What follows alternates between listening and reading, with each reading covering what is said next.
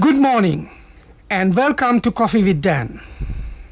This morning we have Mr. Malraj Kiriella, Director General of the Sri Lanka Tourism Development Authority. He's an attorney at law, a chartered marketeer and an economist with over 30 years of experience in travel and tourism. Welcome to the studios, Malraj. Good morning. So, today we are going to discuss about a very important area for Sri Lanka. For centuries, Sri Lanka was well known as a tourist destination. Our hospitality had been world class. If we turn to our main discussion, Malraj, what is the present status of tourism industry in Sri Lanka? As you said, the tourism in Sri Lanka, we have a lot of attractions, varied attractions in different areas. So, country is blessed with a product. Beyond beaches, you have the culture, nature, adventure, and so many others to be offered for the tourists. So, therefore, the tourism, if you take the statistics in the year 2016, we got about over 2 million tourist arrivals. So it is not only the numbers, also the yield. When you talk about the earnings, it was over $3 billion. So this year too, we have shown a very good increase in tourist arrivals. The total growth for the year are 3.5% increase. So therefore, we look forward for a very bright future in tourism. Because tourism is an industry that can give a lot of multiple effects to the economy in terms of economics, in terms of the employment generation, in terms of economic activities, then the new businesses starting, then regional development, then the investments.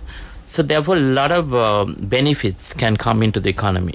So developing tourism can boost many sectors, not only alone tourism, because it's very connected to many industries like fisheries, maybe agriculture, maybe construction, maybe apparels, souvenir industry.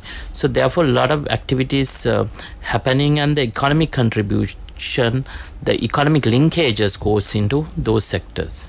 So therefore, when you talk about the tourist arrivals, as I said earlier, the tourism arrivals, also the patterns have changed over the period.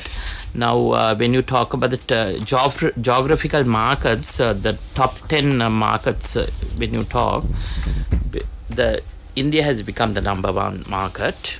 So at the moment also, most of the countries, looking for the Chinese tourists. So when you talk of the Chinese tourists, in Sri Lanka, the number 2 market is the Chinese. Then you have the traditional markets like the UK, Germany, France. So those also play a bigger role. And then the other 6 market is the Australia, then the Maldives, neighboring country, then the USA, Netherlands, and Canada. So the product offer, also the demand for the product offer also have been different. Now earlier we have been known as island destination, and the beaches were very popular. So beyond the beaches, there are so many other activities. Now we have our heritage sites. We have 6, as you know, there were man-made UNESCO World Heritage Sites and 2 natural World Heritage Sites. So other than the cultural tourism, the adventure tourism, so you have a lot of potentials in the country. Maybe hiking, then the mountain biking, then surfing, so many water sports, land activities. So therefore, those areas also there's a big demand. Then you have the health tourism, like the body and the mind wellness, where traditional Ayurveda comes into that. So that area. Then you have the MICE, the meeting, incentives, conference, and exhibitions. Then you have the other key area like the weddings and honeymoons. A lot of people, they come. Let's say for like example, like a tourist from India who comes here. It may be for them it's the cost and the time, maybe very potential to come to Sri Lanka rather than going into a person who is in the South Indian area. To better to come to Sri Lanka rather than going into north part of their country. So there's a potential as well as a lot of areas we can develop in tourism. So Yes, as you mentioned, Sri Lanka being a traditional getaway for many tourists that arrive in Sri Lanka and Sri Lanka offering many things such as cultural and then nature and other new contemporary areas for the tourists, as you very correctly mentioned. We are located centrally among some important tourist destinations and competitors such as Maldives, India, for example. What are the new trends of tourism industry in Sri Lanka? So, as I said earlier, there are so many things that you can offer in the country. So, the new trends, if we talk about that now, tourists are more concerned about the nature. Now, the people who are traveling, they want to make a very responsible, environmental friendly tourism experience in the country. So therefore we have to look into that aspects. Then you must think about the millennials who are coming. So they are very much information savvy. So they go for the high tech and they want different experience with.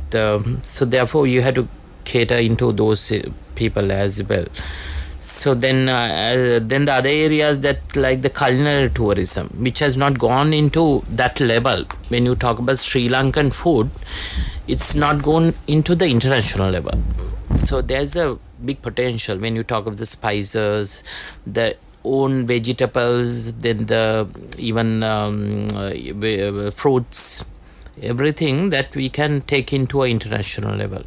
So I think the culinary, like everybody knows of the Chinese food, Indian food, then Western food, other countries. But Sri Lanka, you have a big potential to go into that. So I think we must work on that. Our own delicacies, how you can take it into the forward. Then also the more concern can be put it on the adventure tourism. So when the young people are coming, they would like to get into that. So because the areas naturally, because other countries when you go, you have making a lot of artificial structures, but the countries having so many natural environment that you can take into, go and do those adventure activities. So there's a big potential. So all that is need to improved the quality, so that those are the areas that we are working on for the people and on these new trends. You are with Coffee with Dan. Today we have Mr. Malraj Kiriella, Director General of Sri Lanka Tourism Development Authority. He's an attorney at law as well as a chartered marketeer and an economist with well over 30 years of experience in travel and tourism. Now we go for a break, and when we come back, we will talk more about tourism industry in Sri Lanka. What is the contribution of Sri Lanka Tourism Development Authority to uplift the industry? Yeah, so when you talk about the Sri Lanka Tourism Development Authority's main function, there are those are twofold. One is the development of tourism in the country, other one is the regulation. So when you talk about the development, so we are planning to develop mega tourism zone. So when you talk about the history, the first planned tourism in Sri Lanka was started in Bentota. So similarly, there were resorts were developed in Pasikuta area. So then we are planning to have similar resorts in the Kuchaveli area as well as the Dedduwa, which is close to Bentota area. Then the Kalpiti is another region that we are looking into, and then also planning in the other areas like the north, where the Mana area, as well as where you have the Alla Monragala, Vellavaya, that area. So there are planning to have planned resorts in the country. So that will give more accommodation facilities as well as people to stay longer in a resort and experience the product. Then in addition to the development activities, we encourage the investments of in the tourism sector, not only the accommodation, then also the other facilities like recreational and restaurants, food and other things. So when you talk about the currently the room capacity in the country, it's about 34,085. So that includes both hotels which are classified and unclassified, as well as the boutique hotels, villas, the guest houses, as well as the homestays. So therefore that accommodation where the regulation is concerned, SLTTA plays a bigger role. They regulate all the services and the facilities offered to the tourists is a mandatory requirement from the Act. So we are making with the other legal provisions to make it to have register with the SLTDA, because there are certain establishments in the accommodation sector still not registered. So we want to get them into also to the registration into our process.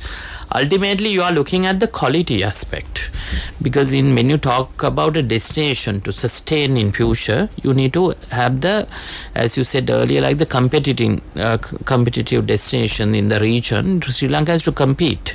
Sri Lanka is not only the one destination offering all these products, right? So therefore how you can sustain your destination. So I see the quality aspect plays a bigger role. So when a tourist selects a destination, so the quality destination, whatever you provide, it can be maybe a homestay into a 5-star hotel. So the quality, the expectation has to be maintained. So therefore we want to make them, everyone get into the registration process, which will enable in a one day to have a very quality services offered. So therefore we are making, in addition to the regulations, the gazetting, we are making to have an enforcement unit which will make able to have action on the people who are not going to be registered. So that will be established soon. So therefore the SLTDA main functions, as I said, the development and the regulation. So in terms of the development, we are also trying to make certain master plans for certain zones. Now when you see in certain areas, tourism was not grown on a planned manner. So you can see in certain areas overcrowding, then a lot of issues, even pollution and all sort of things. So therefore we want to start with certain areas like Ella, Arugambe and Kalpitiya, Nuwareli, Hikkaduwa, Beruwala and Pinnavala as a first project to have planned tourism development. So as you know, certain areas now already they have developed, but therefore we have to see in future how you can make a planned tourism destination in a particular zone. So there will be certain areas now, say for example, there will be certain areas for tourism. There will be certain areas for conducive for like agriculture or fisheries or certain other areas. Then there can be certain public utilities like the sewerage plants. Those can be put it into some other areas. So when you don't have those planned tourism development, then makes issues, right? So therefore we have to go into more planned tourism development, which can cater into the tourists in a more you can have a more competition. And also you can have now with certain areas you have a certain character. Now say when you talk about Nuwara, you imagine the environment like colonial type of buildings, then the architecture, then the flower gardens and all that. So you must also, when planning, we are going to take that character into effect. So that's going to be a marketing tool. So Kalpiti is different with the beach and the islands and other things. So that character also will be taken into this planning and make it a more viable and very marketable destinations. Now, since you spoke on regulatory matters.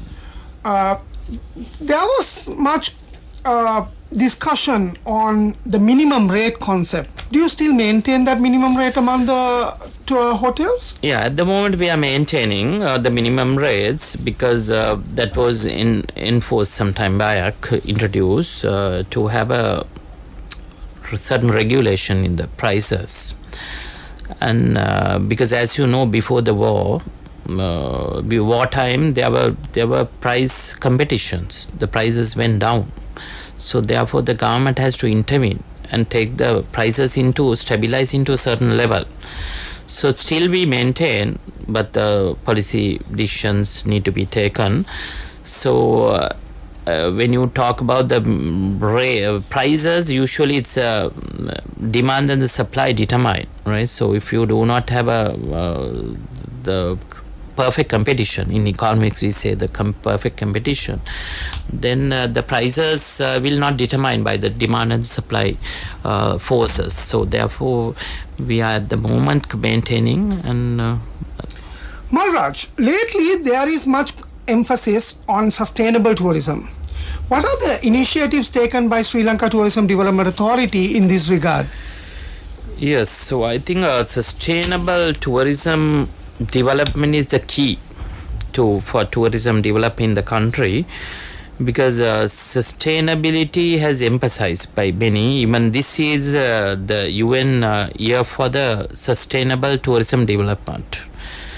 So when you talk about sustainability, it has three dimensions. One is the environmental dimension, when the other one is the economic dimensions, and third one is the social cultural dimension. So therefore the Sri Lanka Tourism Development Authority, when you talk about the development guidelines, we are very much concerned about the sustainability principles are adapted when constructing buildings. So therefore criteria have been developed to how to ensure the sustainability of the environment, as well as certain areas. If you have a social issue, that also will be taken into that. So when you so those are about the development taken by the development criteria that have been taken by the SLTDA. But when you talk about the economic sustainability, I think the tourism, as I said earlier, tourism can make a lot of economic benefits to different layers of the economy. So it can be even when tourism is an industry that we say a human touch industry, because the tourists are not like to work with the machines. They would like to work with the humans. From the time that you get down from the aircraft until your departure, you will be meeting several people. So sometimes people will think it's only hotels. It's not only the hotels. Everybody who connects, even a public person who meets and asks for a route where they direction, right? So and with or you treat with him with a smile, right? So that also stakeholder of tourism. So we had to think in a very holistic manner. Who are the people who getting connected into tourism? So also the vendors. Now there are so many vendors who are selling. So those also we have to look into. Everybody takes a message.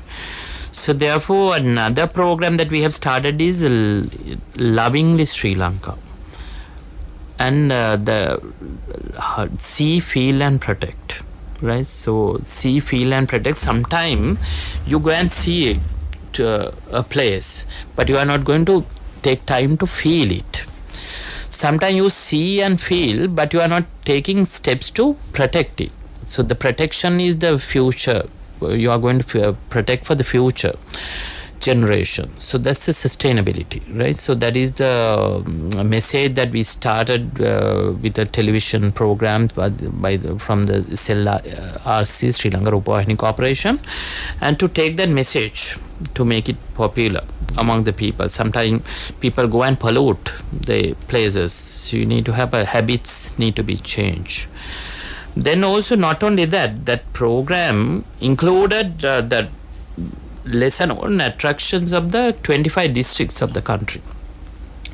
So as I said earlier, there are so many attractions unknown, right? So those have been highlighted.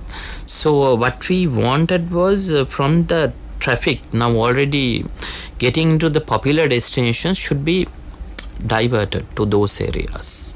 Then you will not have issues on carrying capacity. Then the economic activities of those areas will be developed. Now, when you talk about tourism, and currently there are certain areas only popular, only certain heritage sites, maybe certain wildlife parks, but there are so many similar places in the country.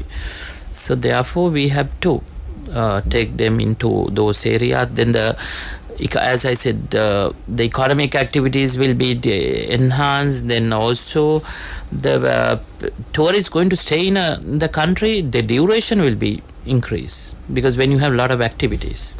So those are the aim that we were working on, this sustainable tourism, in addition to our guidelines and other things, to have a more safe, cleaner, quality destination. Great. Now, Malraj, in a recent view expressed by one of the Sri Lanka's leading business tycoon, he mentioned that connectivity is a crucial concern of the country if it focuses on tourism development. What are the new tourism development projects initiated by your authority? Yeah, so the connectivity is a main concern, as you said, but the government has taken steps to make the connectivity more easier. With the new highways are coming, then we also, with the other authorities, we are trying to working for develop the domestic air travel for the upmarket tourists. So the people, they don't like to stay on the road. They would like to go into the destination and stay there, holiday over there. So in addition to that, in addition to developing the infrastructure, the connectivity, the transport, the roads and other things, so we have taken the steps to develop the accommodation, then the other facilities with the relevant authorities. And as I said earlier, the quality aspect is we are very much concerned to make it, and with the regulation enforced by the SLTD. Now, if we talk about the issues that Sri Lanka is facing, what are the real issues faced by the industry, and what steps have been taken to tackle these issues? Yeah, so main issues, if you take about sometime certain areas where the environment is concerned, the pollution, right? So therefore, sometimes the tourists are complaining about the pollution, then the overcrowding and all that. So we have taken steps with the provincial councils to have how to make a more cleaner environment in those areas. With the stakeholders, we have certain beach cleaning programs in the main tourist cities as well as the other places. So with that, also we want to make it a more safer environment. Sometimes the tourists are complaining about the harassments. It can be, so those also we looked into. We have a tourist police. There's hotline, that's number is 1912. The tourists can complain, and we try to make a very speedy solution for their concerns. Sometimes overpricing, overcharging, product deception. So those are the issues that sometimes they complain about it. So therefore we getting into those mechanism more established in future, making more strengthen the tourist police and our customer services unit. Now, the hotline that you mentioned, is it also for the purpose of complaining about the quality and other shortcomings faced by tourists in hotels? Yes, anything the tourist concern, anything about it. So that is why we have established this tourist police, so they can complain anything. So the tourist police officers are 24 hours. For the benefit of the listeners, can you all repeat that number again? Yeah, 1912. Okay. My final question to you, Malraj, is what are the future plans of Sri Lanka Tourism Development Authority?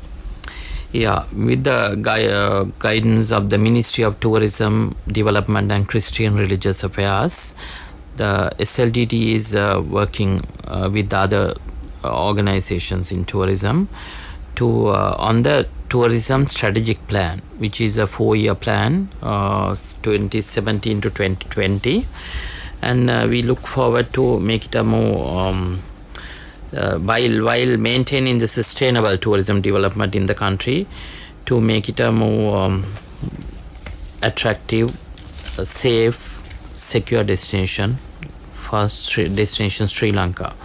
So there are certain targets that you are looking at in that plan by 2020 to increase the earnings from tourism to $7 billion. And then the employment to increase to 600,000, and specifically the women participation, currently very low in numbers, to increase it to 10% of that. Then also to increase the daily spending, that currently it's about $668, to increase it to $210. With that, we are looking very brighter future in tourism. It is, as I said earlier, it's not tourism is not a standalone industry which connects with many other industries, many economic benefits, many economic linkages. So therefore we can look into where the country is blessed with many attractions, with a very compact area where the people can travel within a short distance and experience different climates, different attractions. So we have a very bright future. Today in Coffee with Dan, we had Mr. Malraj Kiriella, Director General of Sri Lanka Tourism Development Authority, who is also an attorney at law, chartered marketeer and an economist with well over 30 years of experience in travel and tourism. Now we come to the end of today's Coffee with Dan.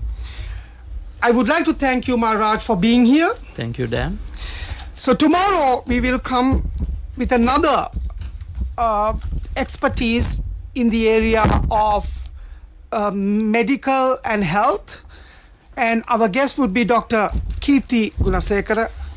He's a consultant in asthmatic and VIS related health and medical sector, and we see you tomorrow with Coffee with Dan. Thank you very much.